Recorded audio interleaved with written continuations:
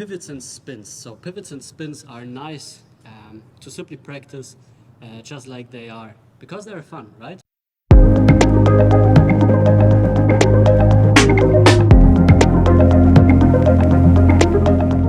But we can also use them in acrobatics and our free-flowing practice.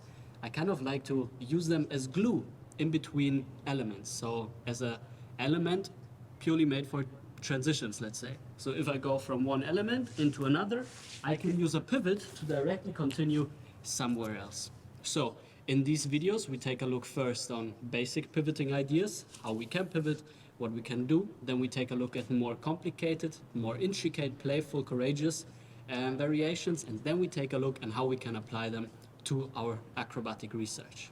First things first, we need a base. So I like to start in a kind of like a little bit more outside than shoulder width position, and I can already have this shift of weight. Now, for the pivoting, we have two basic variations. One goes this way, the other one on the same leg goes the other way. And I like to call this one the forward version, leading with the chest, and this one the backwards version, leading with the bum and our back.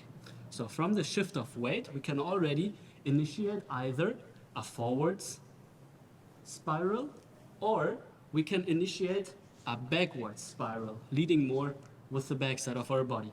So this is the first thing, shift of weight, understanding how we can go from one leg to the other, building momentum, and also adding a push in the leg. So every time I'm shifting my weight, here would come a push in the leg, and this push could transform my motion into a pivot. The second thing we need to do is add a nice little swing of the arms, because this already here now also builds momentum in the upper body, the swing of the arm. And now we have everything to actually go for a pivot. So it's kind of like coiling a spring, loading a spring, and uncoiling the spring and going with the flow of it. So I'm coiling, uncoiling, pushing, and I kind of follow the momentum, maybe in a full turn. Not too important if it's a full turn, half turn, 1.5, 2, 3, 4. This is something that you practice and simply variations. First, really get the idea of how you can shift the weight, go into a nice pivot, and then also silence the pivot afterwards with a saving step. So I go, and then I catch myself, best case, without tumbling around and taking too many steps. The same thing then we can also do towards the backside. So instead of opening the body, I now close the body. I close the body, and then I let go, and I fulfill my pivot. As soon as you pivot, you really want to keep the weight of your body centered on top of the pivoting leg, right? If we're completely centered, we can turn without falling. As soon as I shift my weight too much, and it's not centered over the foot anymore, I will pivot, but then fall. And this is something with practice that will become easier and easier. Students often ask if I pivot on the balls of my feet or on the heel, and this is something in the beginning to not focus on too much. Usually it happens by itself. Most of the time it's the ball of my feet that I'm pivoting on. Sometimes it's also intentionally or unintentionally my heel that I'm pivoting on. And sometimes I'm even going from heel to toe in a single pivot. So this is something that usually self-organizes itself. Alrighty, so we start the practice with the forwards pivot or the chest belly leading pivot, right? Try to have your arms spread out towards the side, as this makes it much easier to balance the pivot.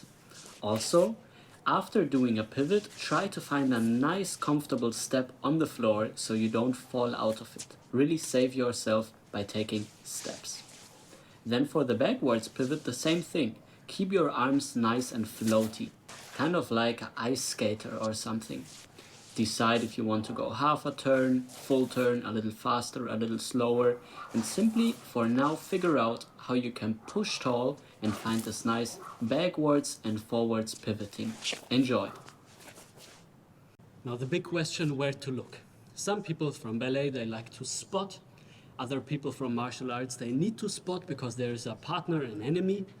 For me personally, I can do whatever I want, and usually I go for a peripheral vision. So instead of spotting something and going there again, I let my eyes kind of do their thing and go around with the spin itself. Try to see what better suits you and you will figure it out. Also, the thing about vertical, some people get really dizzy from practicing all of the spins, and I can understand. It's a thing of practice. Your body will organize itself and you will get better at all of these things, no? Number two, it's also a thing of breathing. Try to maintain an easy flowing breath while you do the practice. And then number three, it's also about the eyes. And maybe for you, spotting is better. Maybe for you, simply following the motion with your eyes is better. Cool, let's take the idea of the backwards and the forwards pivot a step further and include spirals. Spiral is basically one part of the body is leading the motion while the rest of the body is following.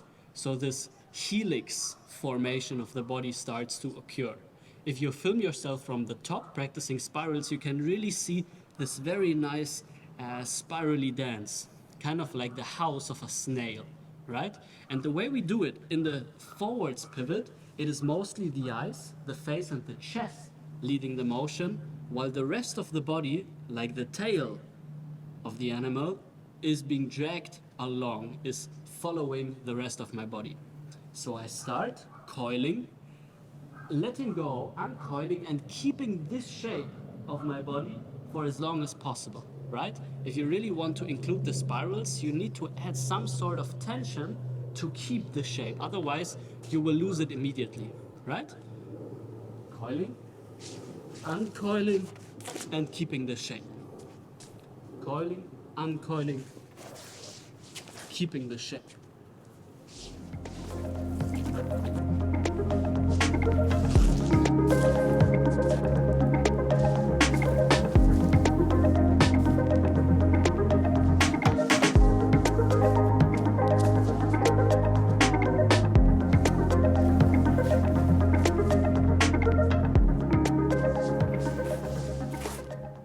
Let's now go into the backwards pivot and add the backwards spiral. So instead of now leading the motion with the eyes, head, and chest, the other way around. It's now the foot that is leading the motion with our head, eyes, and chest following. So it is this shape. Once again, it's necessary to keep the shape a little bit, otherwise you will lose it, and it's not a spiral anymore, but your body will move in unity like before.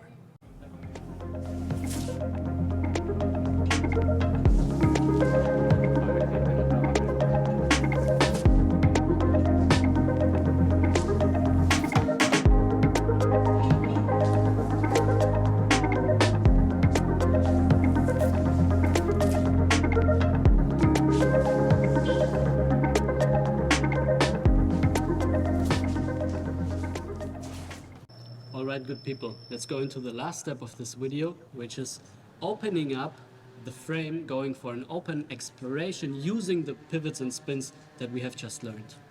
Forwards and backwards spinning, spiraling and non-spiraling, half a turn, full turn, everything is possible, and you can also try to include, for example, your eyes.